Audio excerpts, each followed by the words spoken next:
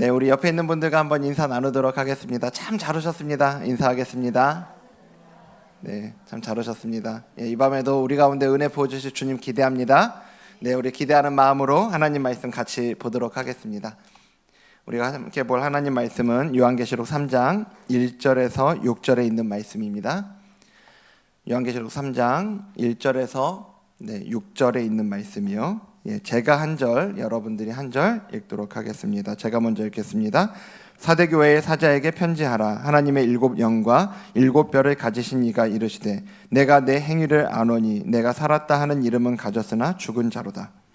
너는 일깨어 그 남은 바 죽게 된 것을 굳건하게 하라. 내 하나님 앞에 내 행위에 온전한 것을 찾지 못하였노니. 그러므로 내가 어떻게 받았으며 어떻게 들었는지 생각하고 지켜 회개하라. 만일 일깨지 아니하면 내가 도둑같이 이르리니 어느 때에 내게 이르렀는지 내가 알지 못하리라. 그러나 사대에 그 옷을 더럽히지 아니한 자 몇 명이 내게 있어 흰 옷을 입고 나와 함께 다니리니 그들은 합당한 자인 연고라.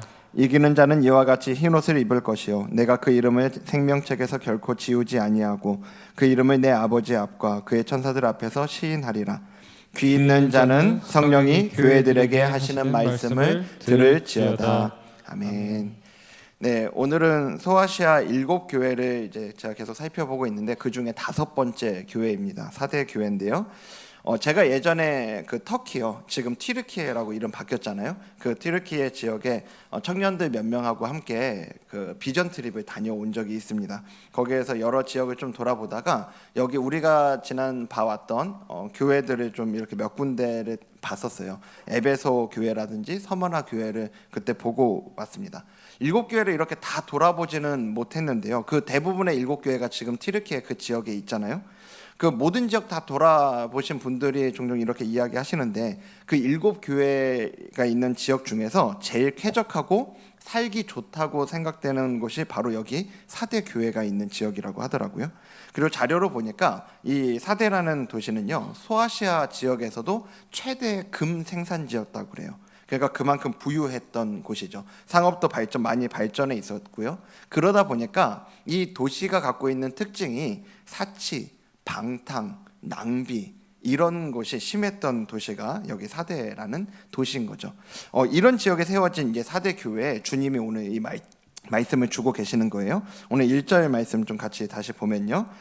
거기 사대 교회의 사자에게 편지하라. 하나님의 일곱 영과 일곱 별을 가지신 이가 이르시되 내가 너의 행위를 아노니 내가 어떻다고요?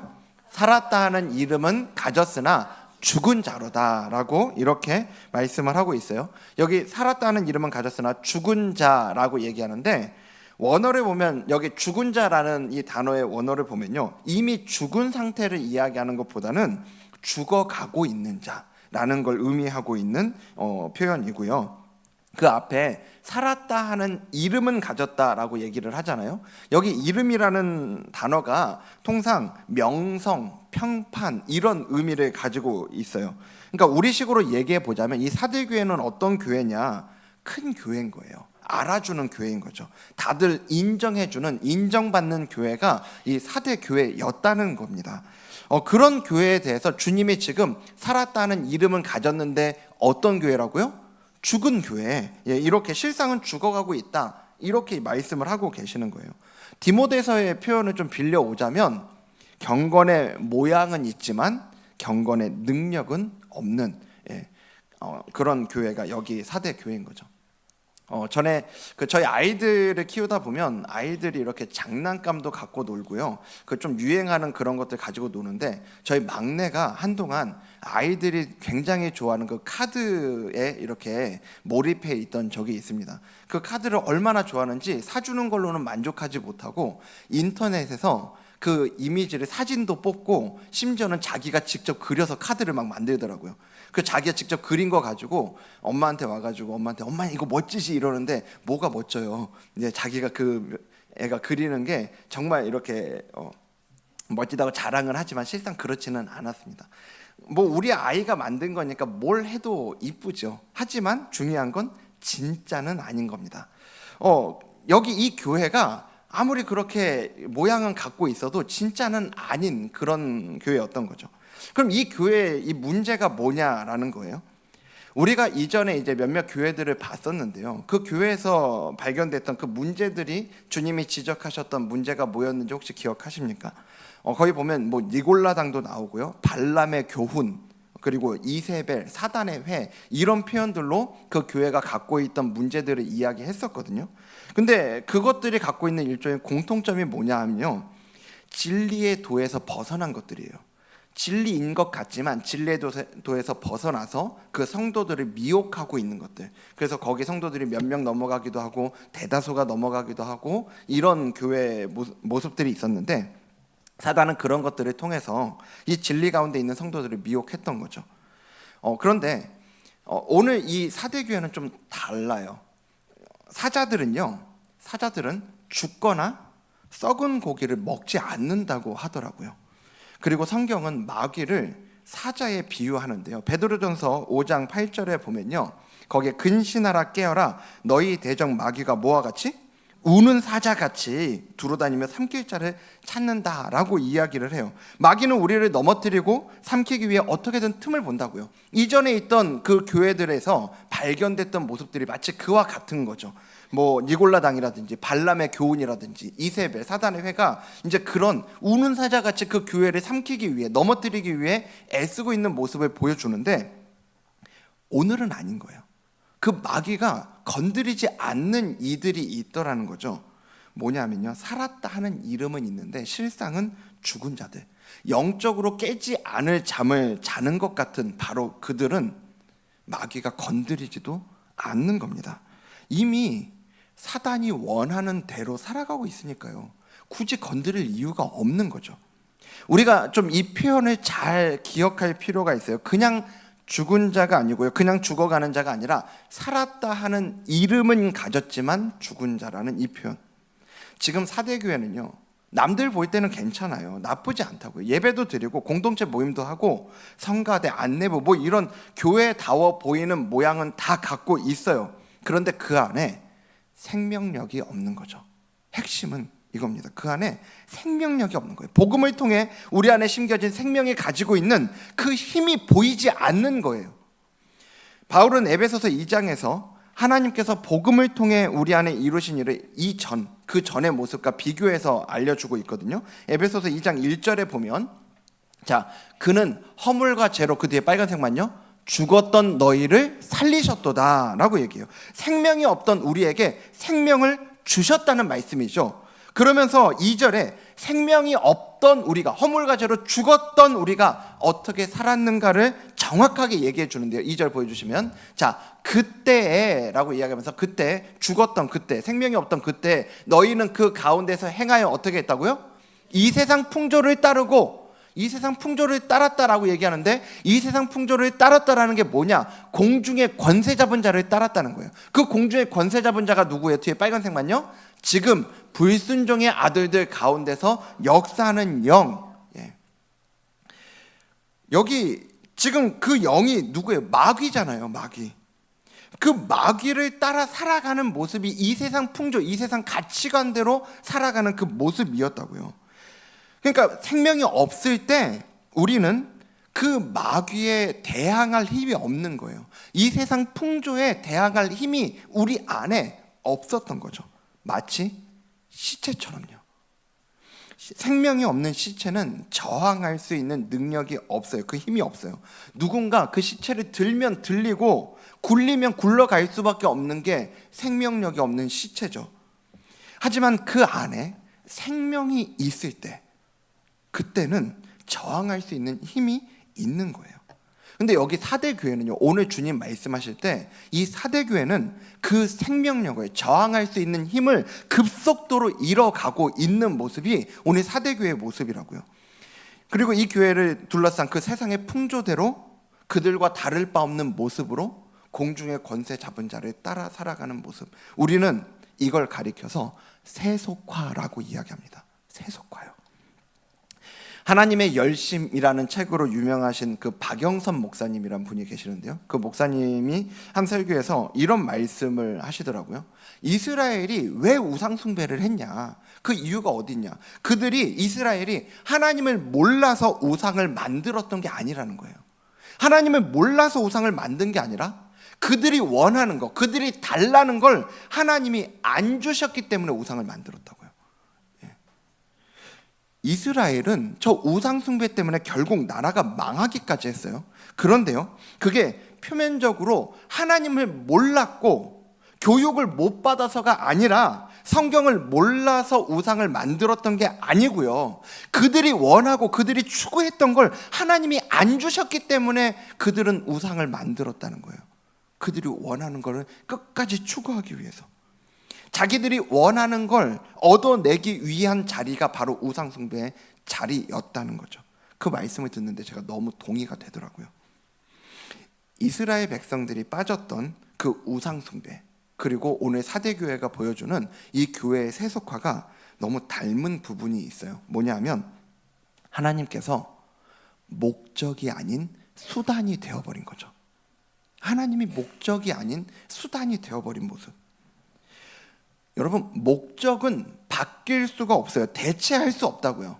하지만 그 목적을 이루기 위한 수단은 상황에 따라서, 효율에 따라서 얼마든지 더 나은 걸로 바뀔 수 있는 겁니다. 교회와 성도의 참된 목적은 하나님이죠. 그렇게 고백하십니까? 그렇게 믿으십니까? 아멘이죠. 우리가 그리스도인이 될 때 다른 것도 많이 바뀌어요. 세상 사람들이 볼 때는요, 교회를 안 다니던 사람이 이제 교회를 다닌다, 이제 믿음을 가졌다 할 때 주일이 되면 교회를 다니고 안 보던 성경을 읽는 거, 뭐 이런 거 보일 수 있어요. 그런데요, 그 무엇보다 우선해서 본질적으로 달라지는 게 뭐냐? 인생의 목적이라고요. 내가 그리스도인이 됐다, 가장 본질적으로 달라지는 지점이 뭐냐면 인생의 목적이에요. 그리스도인은 그냥 하나님 알고 예수님과 친해진 그런 사람 아니에요. 그 복음 안에서 나는 죽고 더 이상 나를 위해서가 아니라 주님이 목적이 되어서 주님을 위해 살아가는 사람들, 그들을 우리는 그리스도인이라고 이야기한다고요. 이사야 43장 7절에 보면 하나님께서 말씀하세요. 내 이름으로 불려지는 모든 자, 곧 뒤에 빨간색만요, 내가 내 영광을 위하여 창조한 자를 오게 하라. 그를 내가 지었고 그를 내가 만들었다 말씀하세요. 우리의 창조의 목적이 어딨냐? 내 영광을 위해서, 하나님의 영광을 위해서 우리는 처음부터 만들어졌다고요. 이제 우리가 복음 안에서 그리스도인이 됐다, 하나님과 관계가 회복됐다, 우리 인생의 본질이 회복됐다. 이건 무슨 얘기냐? 우리 인생의 목적을 바르게 찾아가게 되는 거라고요. 자, 고린도전서 10장 31절에도 사도 바울이 이야기합니다.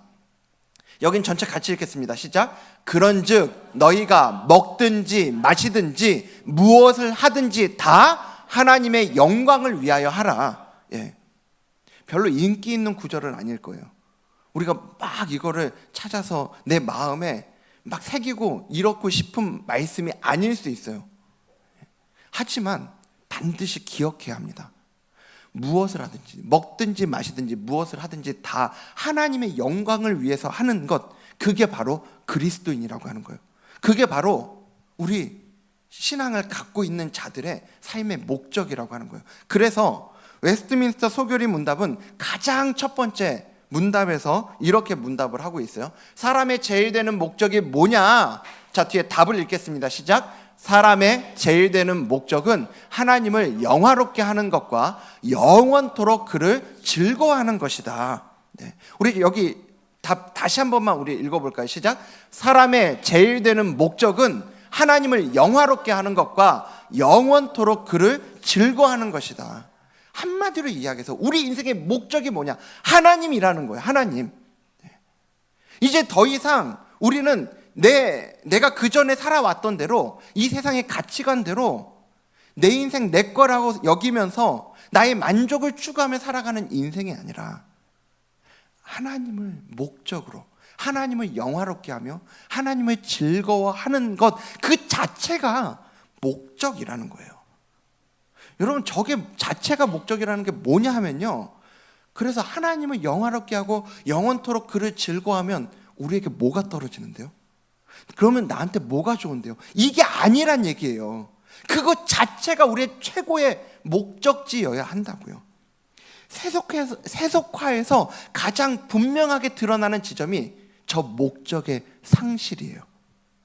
원래 우리가 추구해야 할 저 지점을 놓치고 여전히 세상과 다를 바 없이 나의 행복, 나의 만족만이 최고의 목적인 것처럼 그 목적을 위해서는 다른 모든 것들을 수단화해서 살아가는 것, 그게 세속화예요. 그리고 그게 오늘 사대교회가 보여주는 모습, 주님이 평가하신 사대교회의 모습이라고요. 그런 사대교회에 주님이 계속 이제 말씀하시는 거예요. 2절 보면요, 너는 어떻게 해서요? 일깨어서 그 남은 바 죽게 된 것을 굳건하게 하라고 말씀하세요. 여기 그 사이에 굳건하다 다음에 한 단어가 생략이 됐거든요. 그러므로, 왜냐하면이라는 단어가 생략이 됐는데, 왜냐하면 그렇게 자고 있으니까 내 하나님 앞에 온전한 것을 찾지 못했다라고 주님은 말씀하고 계세요. 일깨워, 이거는 일어나라는 거죠. 일어나라, 깨어나라. 왜요? 지금 자고 있다는 거예요. 지금 자고 있다는 거예요.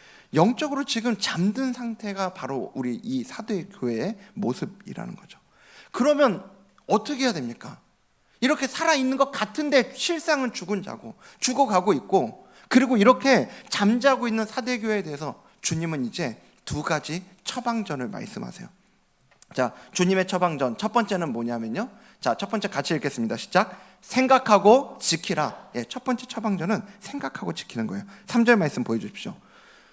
3절에 그러므로, 여기 빨간색만 읽겠습니다. 내가 어떻게 받았으며 어떻게 들었는지 생각하고 지켜. 여기 먼저 생각하고라는 말이 현재형으로 돼 있어요. 현재형. 헬라어 이제 원어를 보면 그 현재형으로 돼 있는데, 이 문법상 현재형이라는 거는 지속성을 나타내요.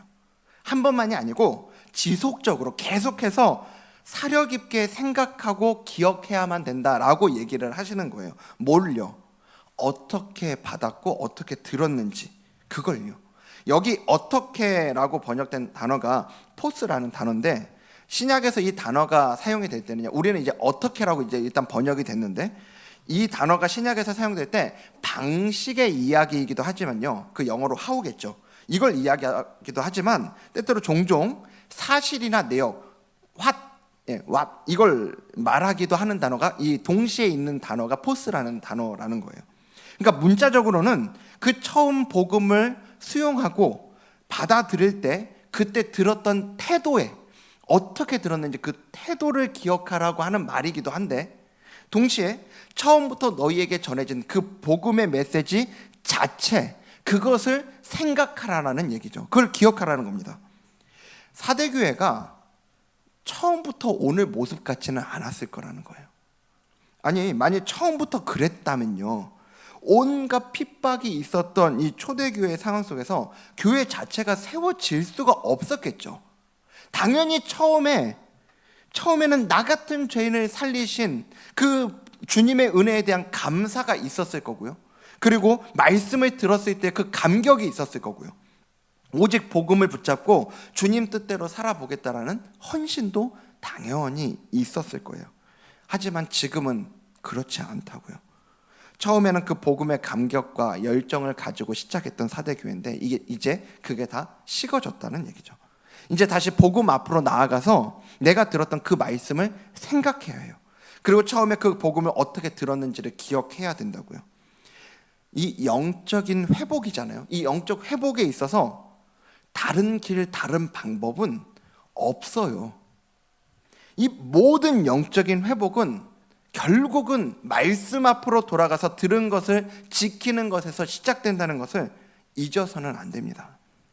올해도 제가 제자훈련 하고 있는데요, 우리 집사님들하고 이 제자훈련 하고 있는데, 제자훈련을 제가 할 때마다 듣는 얘기가 있습니다. 제자훈련 할 때마다 그 하시는 집사님들하고 나누는 얘기가 있어요. 그리스도인이 된다라고 하는 거요, 작은 예수가 된다라고 하는 게 이런 건지 그 전에 미처 이렇게 생각해보지 못했다는 거예요. 아니, 그런데 그 말씀이 완전히 내가 그전에 하나도 모르고 있었는데 이제 완전히 새로운 걸 알았다, 이런 얘기는 또 아니에요. 아니, 사실 제자훈련에서 나누는 이 말씀은 전부 한 번쯤은 들어봤던 말씀들이거든요. 그런데 그 전과 다른 점이 있다면 뭐냐면, 이 훈련을 하면서 그 말씀을 암송도 하고요, 읽기도 하고, 그리고 말씀을 가지고 고민하기도 하고, 그러면서 내 삶에 적용시키고 그 말씀을 지키는 그 씨름의 시간들이 있다는 거죠. 강제적으로 말씀을 생각하고 지키는 그 시간이 이 제자훈련의 시간이더라는 거예요.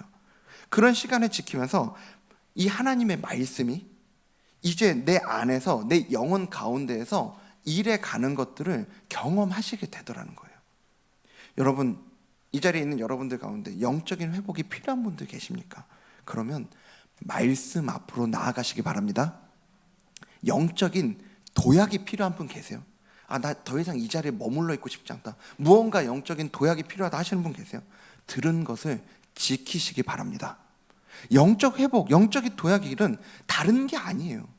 말씀 앞으로 나아가서 생각하고 지키는 것, 거기에 영적인 회복과 영적인 도약의 비결이 있다는 걸 믿으시길 바랍니다. 그래서 이 시간 영적인 회복과 도약이 있는 분들에게 말씀을 생각하고 지킬 때 말씀을 통해 일하시는 그 하나님을 경험하는 은혜 주시길 간절히 소망합니다. 두 번째요, 사대교회 주시는 주님의 처방전 두 번째, 읽겠습니다. 회개하라. 회개하라. 3절에 보면, 3절에 나와 있죠. 그러므로 내가 어떻게 받았으며 어떻게 들었는지 생각하고 지켜서 뭐 하라고요? 회개하라. 회개하라고 말씀하시는데, 이 회개하라는 게 그냥 잘못했어요 아니잖아요. 회개는 내가 잘못된 길로 갔을 때 거기서 잘못을 먼저는 인정하고, 그리고 그 가던 방향에서 실제로 돌이키는 거예요. 돌이키는, 그게 회개죠. 이 회개에 대해서 어디보다 잘 보여주고 있는, 그 그림으로 우리에게 보여주고 있는 게 누가복음 15장에 나오는 그 돌아온 아들 이야기죠. 둘째 아들. 아버지로부터 재산을 받아서 먼 나라로 갔던 그 둘째 아들이 거기서 가진 걸 모두 낭비하고 거지가 되죠. 아니, 자기가 돈 좀 있을 때는 사람들이 다 자기한테 막 몰려왔다고요. 막 자기 이렇게 우러러 봤다고요. 근데 돈 없어지고 거지가 되니까 다 떠나갔어요. 그리고 이제 먹을 게 없는데, 얼마나 먹을 게 없으면 쥐엄 열매, 그 쥐엄 열매가 열매라고 그러니까 무슨 사과 이런 거 생각하실지 모르겠는데 돼지 사료예요. 돼지 사료. 그 돼지 사료를, 근데 그걸로라도 배를 채워보려고 하는데 먹을 게 없는 겁니다. 그 돼지 사료조차도. 그렇게 모두에게 버림받고 그렇게 배를 쫄쫄 굶고 있을 그때, 그런 처지에 있을 때 비로소 그때 아버지 곁에 있을 때를 생각해요. 이거 언제 나왔어요? 아직 아니에요. 비로소 아버지 곁에 있을 때를 생각하는 거예요. 아버지 곁에는 품꾼조차도, 일꾼조차도 양식이 풍족했는데, 아버지 곁에 있다는 지금은 돼지 먹는 쥐엄 열매도 주는 사람이 없어서 못 먹을 지경이 돼버린 것. 이때야 비로소 스스로 돌이켜서 생각을 하는 거죠. 그런데 진정한 해결은 거기서 끝이 아니에요. 거기 생각하고 끝이 아니라 그 이후에 탕자가 어떻게, 이제 보여주세요. 여기 빨간색 같이 읽겠습니다. 시작. 이에 일어나서 아버지께로 돌아가니라. 지금 탕자가 있는 곳이 어디냐면요, 그 아버지 곁을 떠나서요, 그냥 옆 동네 정도가 아니에요. 먼 나라까지 갔어요. 아버지 곁에 있는 게 지긋지긋했거든요. 그래서 먼 나라를 떠돌아다녔는데, 거기서 잘못했다 라고 하면 바로 아버지 옆으로 그냥 딱 가면 얼마나 좋겠어요. 근데 아니에요. 하지만 실제로 아버지 곁으로 가는 길은 멀리기만 했을 거예요. 하지만 그 길은 절대 쉽지 않고 고통스러운 길이었는데, 하지만 가야만 하는 길이었어요. 왜요? 거기에 자기가 사는 길이 있었거든요. 지금 세속화에 물든 사대교회가요, 이 사대교회가 가는 방향은 이 세상 사람들이 가는 방향과 다르지 않아요. 자기 만족이라는 목적을 위해서 다른 모든 것들을 수단화하는 그 방향으로 가고 있다는 거예요. 이제 근데 말씀을 통해서 사대교회가 생각하고 지켜서 회개하고 돌이켜야 되는 게 뭐냐면, 나와 나를 만족시키는 것이 목적이 아니라 하나님과 하나님의 영광을 목적으로 하는 그 방향이 이제 사대교회가 돌이켜서 가야 되는 방향이죠. 아니 여러분, 내가 살아온 이 삶의 패턴에 익숙한 건 자기 만족을 추구하며 사는 삶일 거예요. 나를 만족시키고 나를 즐겁게 하고 그것을 위해서 살아가는 게 우리에게도 너무나 익숙할 겁니다. 하지만 거기서 돌이켜야 한다고요. 생각하고 인정하는 것도 사실은 그렇게 쉽지만은 않아요. 왜요? 남들 다 그렇게 살고 있으니까요. 세상 사람들이 가는 방향이 그 방향이니까. 그런데 그 인정한 다음에도, 생각하고 인정한 다음에도 더 어려운 건 뭐냐면 실제로 거기에서 내 삶의 방향을 돌이키는 거예요. 하지만 반드시 우리가 기억해야 되는 게 뭐냐면 그 회개, 삶의 방향을 실제로 돌이키는 것에 살 길이 있고 소망이 있다는 걸 우리가 잊어서는 안 된다는 겁니다. 한편으로 생각해 보면 오늘 이렇게 주님이 처방전을 주시잖아요. 처방전을 생각하고 지켜라, 회개하라 처방전을 주시는데 사실 이 사대교회 어떤 교회라고요? 살았다 하는 이름은 가졌지만 실상은 죽어가고 있는 교회, 정말 소망이 없는 교회가 이 사대교회예요. 소아시아 7교회 중에서 유일하게 칭찬이 없는 교회, 칭찬이 없는 교회가 바로 오늘 본 이 사대교회하고 저 마지막에 나오는 라오디게아 교회죠. 이 두 교회만 칭찬이 안 나요. 다른 교회는 칭찬만 받기도 하지만 칭찬과 책망이 공존하는데 사대교회도 라오디게아 교회도 칭찬이 없어요. 고난과 어려움 가운데 그 믿음을 지키기 위한 싸움을 하는 교회에 대해서 주님은 칭찬을 아끼지 않으셨어요. 그런데 이렇게 큰 어려움도 없는 상태에서 더더군다나 세상이 가는 방향과 같은 방향으로 가고 있는 이 사대교회는 그 상황에서 돌이키는 게 더 어려웠을 겁니다. 그런데 중요한 건 뭐냐면 주님은 포기하지 않으시는 거죠. 포기하셨으면 아무 말씀도 안 하셨을 거예요. 잘못이 보일 때 그것을 알려주고 꾸짖기까지 하는 건 미워서가 아니에요. 오히려 포기하지 않았기 때문이죠. 지금 사대교회에 대해서 주님이 그렇게 하고 계시는 거예요. 그 이유를 우리가 4절에서 볼 수 있는데요. 자, 4절에 그러나 사대, 뒤에 빨간색만요. 그 옷을 더럽히지 아니한 자 몇 명이 내게 있어. 사대교회에 흰옷을 입고 주님과 함께 다니는 이들이 몇 명 있대요. 그들이 들었던 그 복음에 합당하게 살았던 이들을 말하는 거죠. 여기 사대교회의 성도 대부분은 이미 얘기한 것처럼 세속화에 물들어 있어요. 하지만 주님은 비록 다수는 아니어도요, 소수일지라도 그 들은 복음을 붙잡고 주님과 동행하는 그 몇 사람에게 지금 주목하고 계시다는 거예요. 저는 이 4절이 저에게 한편으로 위로, 한편에 큰 도전이 되더라고요. 이 말씀이 보여주는 게 뭐예요? 주님의 마음은 규모에 있지 않다는 겁니다. 얼마나 많은 사람이 아니에요. 언제나 주님의 마음은 그 본질을 놓치지 않는 한 사람, 한 영혼에게 있다는 걸 기억하셨으면 좋겠어요. 그들이 있기 때문에 주님은 이 사대교회를 향한 소망의 불씨를 꺼트리지 않으셨어요. 처음에 말씀드린 것처럼 사대교회는 겉으로 보기에는 남 부끄럽지 않을 그런 교회였을 거예요. 하지만 주님의 기대는 거기에 있지 않아요. 비록 소수이더라도 복음의 생명을 가지고 그들 가운데 만연한 이 세속화에 저항하면서 주님 가신 그 길을 함께 걸어가는 이들을 보고 계셨다고요. 저는 이 자리에 있는 저와 여러분이 바로 그 주님이 바라보고 계시는 그 한 사람, 한 영혼이 되기를 간절히 소망합니다. 제가 이전에 그 제자훈련을 어느 해인가 제자훈련을 마치고 나서 한 집사님과 그 훈련 이제 막 수료하신 집사님과 대화를 좀 나눌 일이 있었는데요. 그 집사님과 대화를 하는데 집사님이 저한테 말씀하시는 거예요. 얼마 전에 직장을 그만두게 됐다고. 그분이 다니셨던 직장도, 그분이 있었던 위치도 이야기만 하면 다 알만한 그런 직장에 정말 남부럽지 않을 그런 직장에 계셨던 분인데요. 그분이 하필이면 제자훈련 마치고 얼마 안 돼서 그 직장을 그만두셔야 되는 상황이 된 거죠. 여러분 같으면 어떻게 생각이 드시겠어요? 제가 처음에 그 얘기를 듣는데 이런 마음이 저절로 들더라고요. 아니 왜 하필이면 지금일까? 왜 하필이면 딱 제자훈련 잘 마치고 나서 무언가 더 잘 되는 게 아니고 그렇게 직장을 그만두셔야만 되는 상황이 됐을까?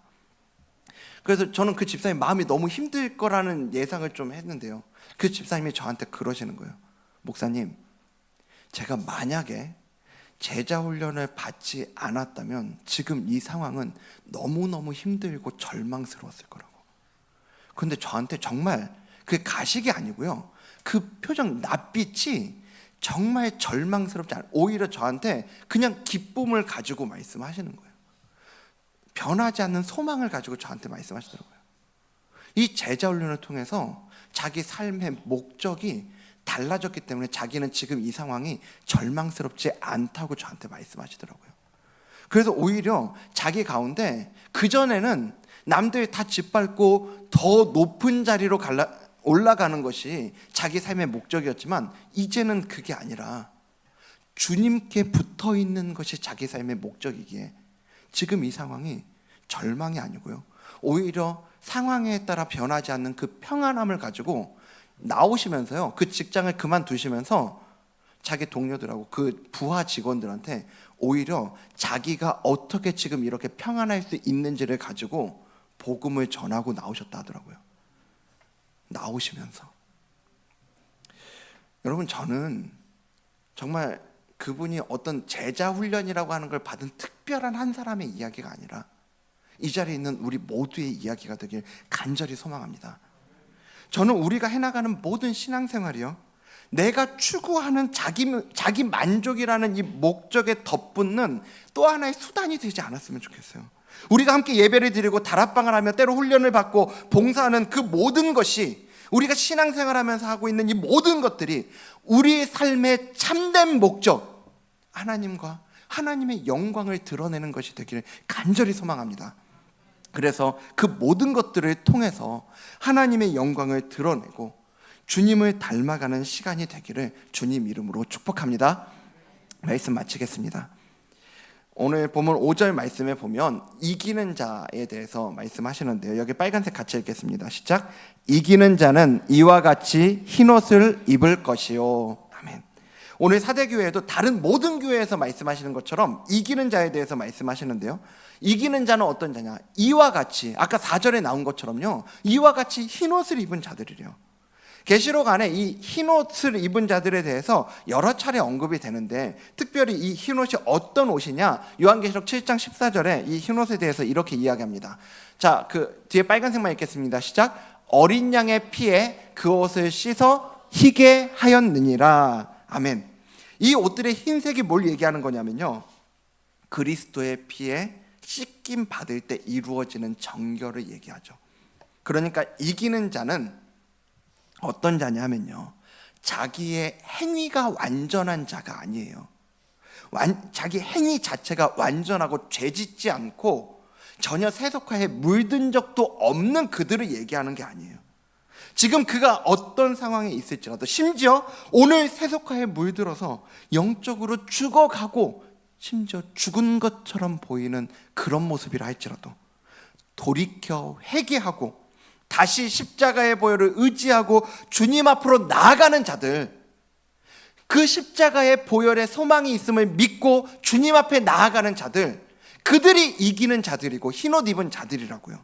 이사야를 통해서도 주님은 말씀하시죠. 너희 죄가 주홍 같을지라도 어떻게 될 거라고요? 눈과 같이 희어질 것이요, 진홍같이 붉을지라도 어떻게 될 거라고요? 양털같이 희게 되리라. 아멘. 그리고 주님 계속해서 그 이기는 자들을 기억하신다고 말씀하세요. 천국의 왕이신 주님께서 우리를 기억하고 인정해 주실 거라고요. 여러분, 오늘 우리의 소망이 어디에 있습니까?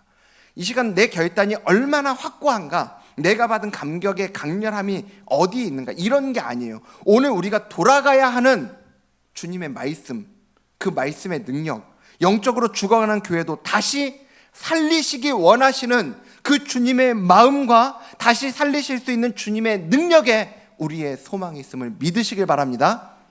오늘 그 주님 앞에 나아감으로 우리 역시 그 흰옷을 입고 주님과 동행하는 은혜를 누리는 저와 여러분 되시길 주님 이름으로 축복합니다. 예, 오늘 우리 말씀을 기억하면서요, 오늘 사대교회는 살았다 하는 이름은 가졌으나 실상은 죽어가는 이들이라고 말씀하고 있는데요. 오히려 성경은 성도는 어떤 자들이냐? 죽은 자인 줄 아는데 살은 자라는 거예요. 무명한 줄 알았는데 유명한 자라는 거예요. 바로 믿음을 가지고 믿음을 지키는 자들, 그들을 성경은 성도라고 이야기합니다. 오늘 그런 말씀을 가지고 우리 함께 그 찬양으로 함께 우리 성도의 노래 고백하며 나아가도록 하겠습니다.